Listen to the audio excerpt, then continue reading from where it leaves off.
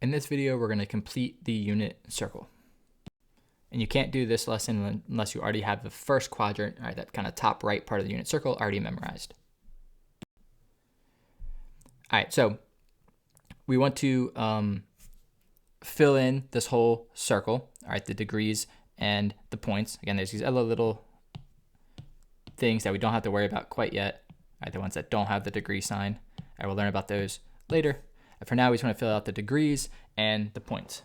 All right, we already have a quarter of this memorized. We know this is 0, 30, 45, 60, 90. And we also have, hopefully, the points memorized. Let's do the x values first. It starts at 1, and it's going to go down. So after 1, you start at the 3, 2, 1, and then it's at 0. For y, you're going to start at 0, and then go 1, 2, 3. All right, so that part you should already have memorized and be able to fill in pretty quickly. All right, and now we just want to use that information to fill in the rest. So first, let's look at the angles. The angles are going to follow a pattern. If you look at 0 to 30, this big gap here is a 30-degree gap between 0 and 30. 30 to 45, that is a 15-degree gap. 45 to 60 is 15 degrees. 60 to 90 is 30 degrees. And you see the same picture is rotated over and over again. So all the big gaps, which let's do them in yellow real quick. All of these gaps, the bigger ones, are 30 degrees. I'm just going to add 30 degrees to the previous angle. And all the small gaps are 15 degrees. So I'm just going to add 15 degrees to the previous angle. So we can just do it real quickly by just adding 90 plus 30 is 120. 120 plus 15 is 135. 135 plus 15 is 150. 150 plus 30 is 180. And we know 180 was already there, so that's good that we have a way to check ourselves. 180 plus 30 plus 15 plus 15 plus 30. All right, so by just adding over and over again, 270 plus 30 plus 15 plus 15 plus 30 gives me all the way around to 360, which I know is the right answer.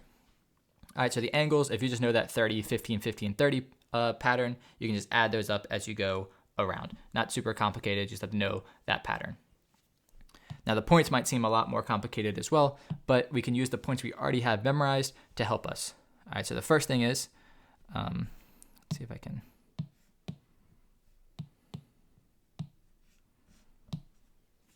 Is if I look at these angles, so this 60-degree angle, oops. If I flip this over the 90-degree angle, it becomes this angle. And I flip those two angles over the x-axis, they become these two angles. All right, so all of these angles are going to be related because they're just kind of flipping over axes. And how are they related? Well, from here to here, this point just goes straight across. So the y value is going to be the same, still the square root of 3 over 2. And the only difference is the x value, instead of being positive, it's going to be negative. So I just use the exact same value, but it's negative. If I go to the one in quadrant 3, x and y are negative, so these are both negative. And in quadrant 4, now my x value is positive again because I'm going to the right, but my y value is going to be negative. Oops.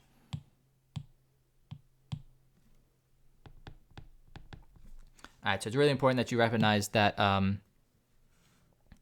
the points that I highlighted in red are all related. They all have the same numerical values, but you just have to put the negatives in the right place. So here, x is negative, and quadrant 2, x and y are negative, and in quadrant 4, just y is negative. So you use the exact same values, just put a negative in the right place. So we can do the same thing with 45 degrees. 45 are the middle ones. All of these are going to have the same value. All right.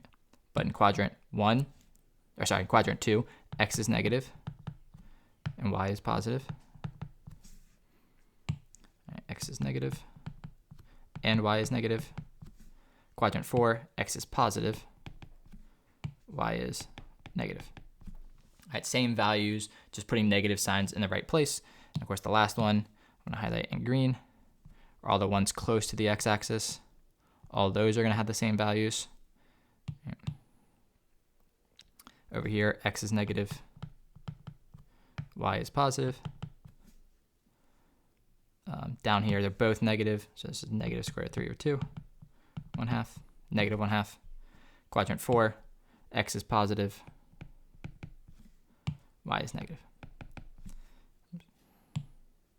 And we do the same thing with the two missing points, the quadrantal angles. This is the same as 0, it's just with a negative.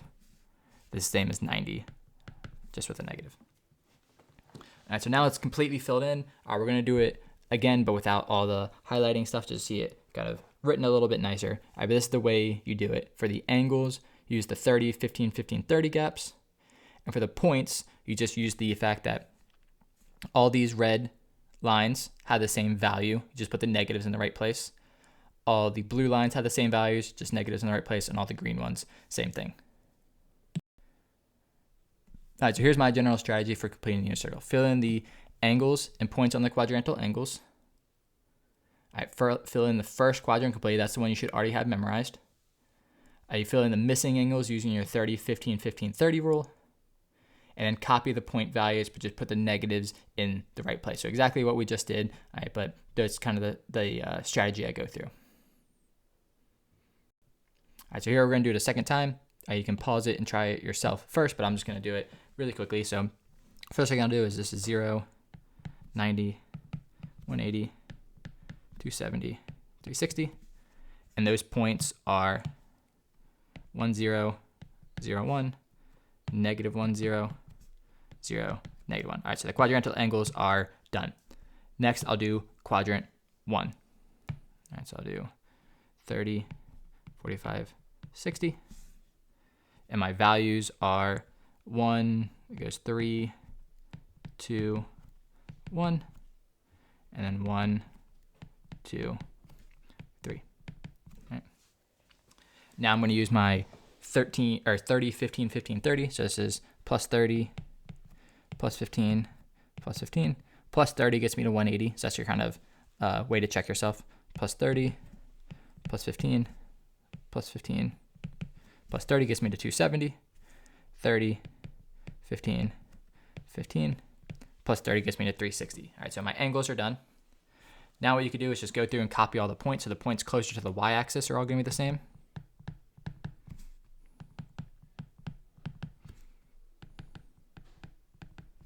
The points in the middle are all going to be the same.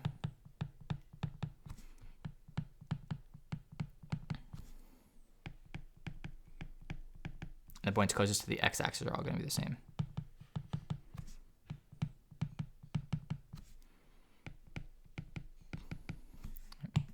And now I just got to go through and put negatives in the correct place. So in the first quadrant, everything's positive. It's done. Second quadrant, x is negative. So I'm just going to put negative signs in front of the x values. Quadrant 3, x and y are negative. So I'm going to put negatives in front of everything. And in quadrant 4, y is negative. So I'm just going to put negative signs in front of the y's. And then I'm done. All right, so that's the whole thing. You can do it pretty quickly if you recognize those patterns. If you already have quadrant 1 memorized, basically just copying a lot of stuff over again. All right, common mistakes that get made is a lot of people accidentally flip these two. All right, but just remember all the ones close to the x-axis, all those ones have the same value. So just kind of label them together. All the ones closer to the y-axis, all these ones have the same value. So that'll keep you from making that mistake. And the other mistake is just putting negatives or forgetting negatives. So as long as you think about the XY axis and knowing which values are negative in which quadrant, if you just think about where Y is negative and where X is negative, that'll help you. Another way that might help is X is negative on the left. So all of these have a negative X. Y is negative on the bottom. So all of these have a negative Y. That might be another way that you could do it. All right, so go ahead and practice this. Your skill check for this lesson is literally just filling in that whole unit circle. All right, so use the unit circle to practice. All right, just make sure you're checking yourself, making sure you're getting all the values correct, and then do that skill check.